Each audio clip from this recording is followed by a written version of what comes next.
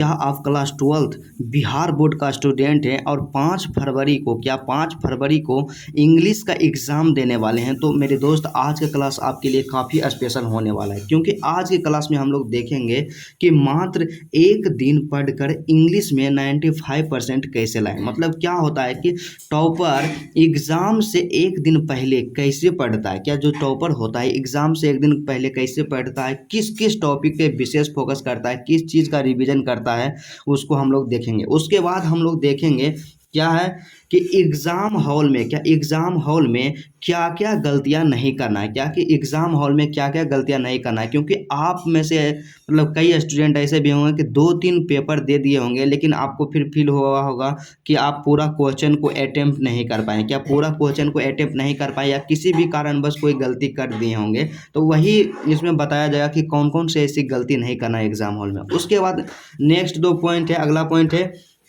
कि इंग्लिश का कॉपी कैसे लिखें। क्या करना है कि एग्ज़ाम हॉल में इंग्लिश का कॉपी कैसे लिखें, क्योंकि कॉपी एक आप लिखते हैं, एक टॉपर भी लिखता है, लेकिन क्या होता है कि टॉपर को पूरा में से पूरा अंक दिया जाता है, लेकिन आपको कुछ ही अंक मिलता है। उसके बाद लास्ट जो सबसे मोस्ट इम्पोर्टेंट है और अक्सर स्टूडेंट यही गलती करता है कि time management in exam hall. क्या time management in exam hall मतलब एग्ज़ाम हॉल में अपने टाइम को किस प्रकार मैनेज करना है, क्योंकि यदि हम अपने टाइम को एग्ज़ाम हॉल में मैनेज नहीं कर पाते हैं तो क्या होता है कि पूरा क्वेश्चन को हम अटेम्प्ट नहीं कर पाते हैं और दीर्घोत्तरीय प्रश्न ही छूट जाता है। क्या दीर्घोत्तरीय प्रश्न ही छूट जाता है, मतलब लॉन्ग क्वेश्चन ही छूट जाता है। जब लॉन्ग क्वेश्चन छूटेगा तो आपका स्वाभाविक है परसेंटेज बहुत ही कम आएगा। तो चलिए सबसे पहले देखेंगे कि क्या है कि मात्र एक दिन में पढ़कर कैसे 95% कैसे लाया जा सकता है, या अर्थात मतलब किस किस टॉपिक का भी रिवीजन करना है, क्योंकि आपके पास मात्र कुछ ही घंटा बचा है।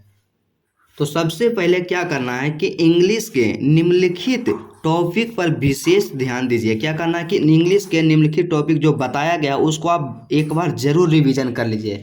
तो सबसे पहला क्या है, सबसे पहला जो हमारे पास है मोस्ट इम्पोर्टेंट है और वीवीआई है। क्या मोस्ट इम्पोर्टेंट है, इससे क्वेश्चन पूछा जाएगा। क्या है कि प्रोज और पोएट्री सेक्शन दोनों के चैप्टर वाइज ऑब्जेक्टिव कम से कम 3 बार क्या कीजिए, रीड कीजिए, क्योंकि आपके पास अब उतना समय नहीं बचा है कि उसको आप कंठस्थ आदि कर सकते हैं। लेकिन क्या कीजिए कि प्रोज सेक्शन या पोइट्री सेक्शन कोई भी हो, दोनों सेक्शन के चैप्टर वाइज जो ऑब्जेक्टिव है उसको आप क्या कीजिए, कम से कम 2 से 3 बार क्या कर लीजिए, रीड कर लीजिए, पढ़ लीजिए। उसके बाद अगला जो हमारे पास है मोस्ट वीवीआई पॉइंट है, क्या है अगला है नेक्स्ट कि राइटर नेम को अवश्य याद कर लें। क्या करें कि कई स्टूडेंट ऐसे ओवर कॉन्फिडेंस में होते हैं कि हमें तो याद है राइटर नेम, लेकिन आपको क्या करना कि राइटर नेम पे विशेष फोकस करना है। यदि आपको याद भी है तो अच्छे तरीके से रिवीजन कर लेना, क्योंकि राइटर नेम जो आता है डायरेक्ट हमारे एग्जाम में 5 नंबर वाला में आ जाता है।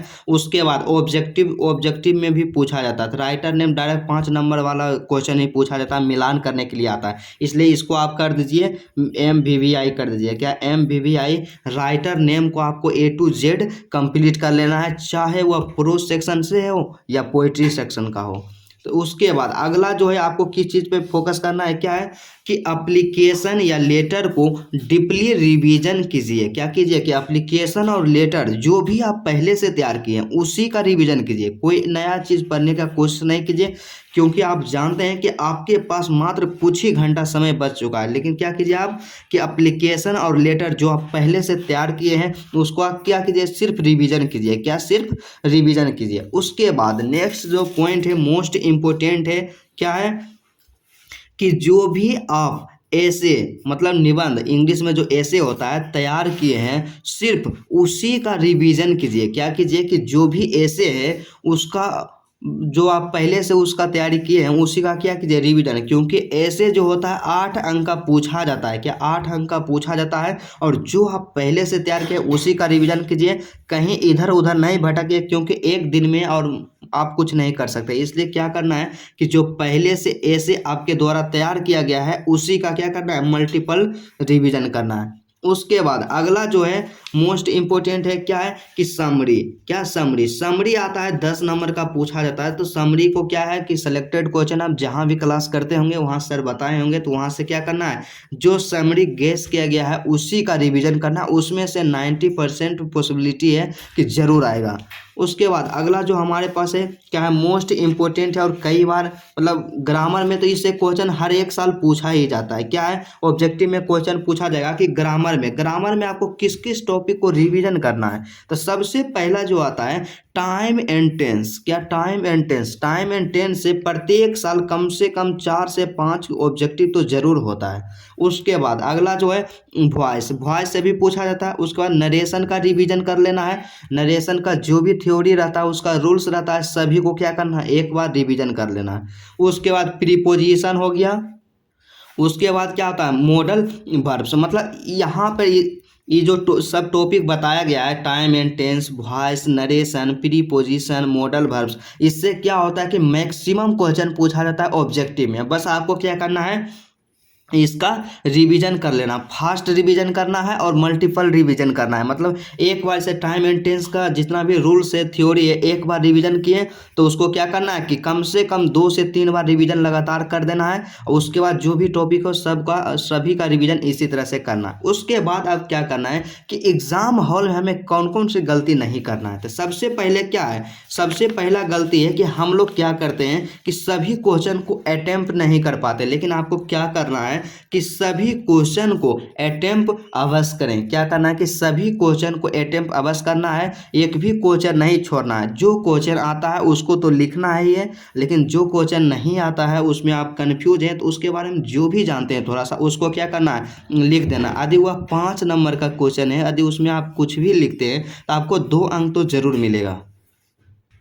उसके बाद अगला जो मोस्ट इम्पोर्टेंट है और हर टॉपर जो रहता है इस ट्रिक को, इस नियम को क्या करता है, फॉलो करता है। तो क्या है कि पहले 3 से 4 पेज को साफ साफ और गुड हैंडराइटिंग में लिखना है। मतलब क्या करना है कि जिससे जो आपका पहले 3 से 4 पेज रहता है उसको अच्छा हैंडराइटिंग के साथ और साफ साफ लिखना है। क्योंकि यदि एग्जामिनर क्या करता है, उसका मूल फोकस रहता है कि पहले 3 से 4 पेज को अच्छा तरीका से चेक करता है, देखता है कि उसका हैंडराइटिंग है या नहीं है। तो इसीलिए कहते हैं कि पहले जो 3 से 4 पेज है उसको अच्छा हैंडराइटिंग के साथ साथ बढ़िया से लिखना है। यदि आप इतना करते हैं तो आपको एक बेहतर अंक जरूर दिया जाएगा।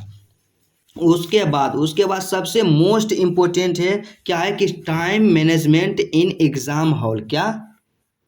क्या time management in exam hall, मतलब मोस्ट इंपोर्टेंट आपका अंक कितना आएगा, आप कितना परसेंट लाएंगे। तो 90% जो मैटर करता है यही मैटर करता है कि आप एग्जाम हॉल में टाइम को मैनेज नहीं कर पाते हैं। मतलब किस टॉपिक पे कितना समय देना है। ऐसे ऑब्जेक्टिव है, ऑब्जेक्टिव में कई स्टूडेंट ऐसे होते हैं कि ऑब्जेक्टिव में ही ज़्यादा समय लगा देते हैं, कोई ऐसे लिखने में ज़्यादा समय लगा देते हैं। लेकिन आपको यहाँ पे बताएंगे कि किस टॉपिक में कितना समय देना है और उतना समय उसके लिए पर्याप्त है। तो चलिए देखते हैं कि किस टॉपिक में कितना समय देना है और अपने टाइम को एग्जाम हॉल में कैसे मैनेज करना है।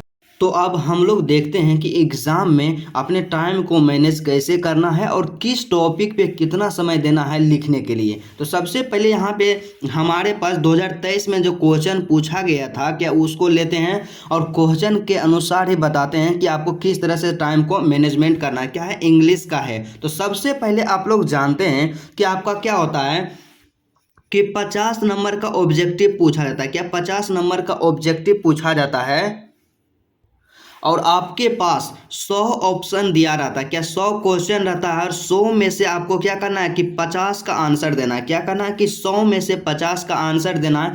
तो आपको क्या करना है कि ऑब्जेक्टिव में ज़्यादा से ज़्यादा जो समय देना है 20 मिनट देना है। क्या 20 मिनट देना है, 20 मिनट से ज़्यादा ऑब्जेक्टिव में समय नहीं देना है। उसके बाद दूसरा गलती हम लोग क्या करते हैं कि जैसे ही क्वेश्चन मिलता है और उसके बाद शुरू से ही बनाना स्टार्ट कर देते हैं।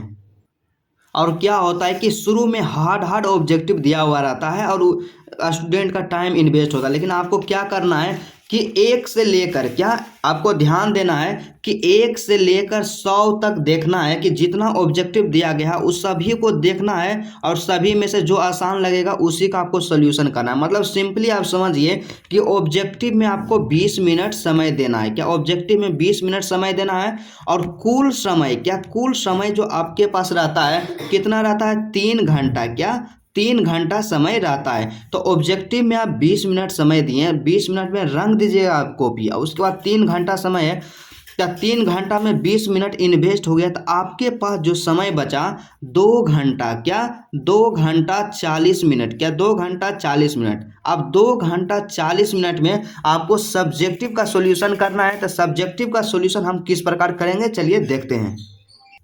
तो सब्जेक्टिव में जैसे ही आता है यहाँ पे आ जाएगा क्या, सेक्शन बी। क्या सेक्शन बी, वहाँ पे ऑब्जेक्टिव के लिए रहेगा सेक्शन ए और यहाँ पे सब्जेक्टिव के लिए रहेगा सेक्शन बी। तो सेक्शन बी जैसे आप यहाँ पे इन करते हैं, एंट्री मारते हैं, तो आपको यहाँ पे क्या रहेगा, सबसे पहले जो आएगा एसे आएगा। क्या एसे लिखने के लिए आएगा, अर्थात निबंध लिखने के लिए आएगा। तो उसमें क्या है कि 8 नंबर का निबंध आता है। तो आपको निबंध में कितना समय देना है, मैक्सिमम। तो निबंध में आपको क्या करना है कि 20 मिनट का समय देना है। क्या 20 मिनट का समय देना है। आपको किसी एक टॉपिक पे निबंध लिखना है और निबंध में आपको क्या करना है कि ज़्यादा से ज़्यादा 20 मिनट का समय देना है। 20 मिनट दिए निबंध में। उसके बाद दूसरा जो आता है यहाँ पे कि explain any one of the following. क्या explain any one of the following मतलब क्या है कि निम्नलिखित में से किसी एक का एक्सप्लेनेशन करना है। मतलब एक्सप्लेनेशन जो सिंपली देखा जाए तो आपको 2 पूछा जाता है, एक प्रोज सेक्शन से, एक पोइट्री सेक्शन से। तो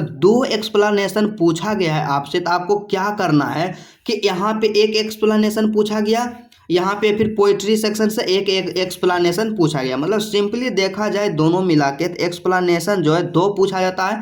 तो आपको एक्सप्लेनेशन में कितना समय देना है, आपको एक्सप्लेनेशन में क्या करना है माय डियर स्टूडेंट कि कम से कम 15 मिनट, ज़्यादा 15 मिनट इसमें देना है और 15 मिनट क्या करना है, इसमें देना है। और 15 मिनट जो समय है पर्याप्त है, इससे ज़्यादा समय लगेगा ही नहीं। लेकिन मेरे अनुसार यदि देखा जाए तो दोनों मिला करके इसमें क्या एक्सप्लेनेशन में 20 मिनट ही देना है, 10 मिनट प्रोज सेक्शन में और 10 मिनट पोएट्री सेक्शन में। लेकिन आपको क्या करना है, यदि आपको मतलब हार्डली जो समय देना है 15 मिनट से ज़्यादा नहीं देना, इसमें भी 15 मिनट से ज़्यादा समय नहीं देना है। मतलब आप समझिए कि 20 मिनट इसमें आप समय दिए, तो 20 मिनट इसमें समय दिए और 30 मिनट इसमें समय देना है। मतलब एक्सप्लेनेशन में आपको क्या करना है कि मात्र 30 मिनट समय देना है। मतलब आप सीधा समझिए कि आपका एग्ज़ाम जो है प्रथम पाली से है माय डियर स्टूडेंट।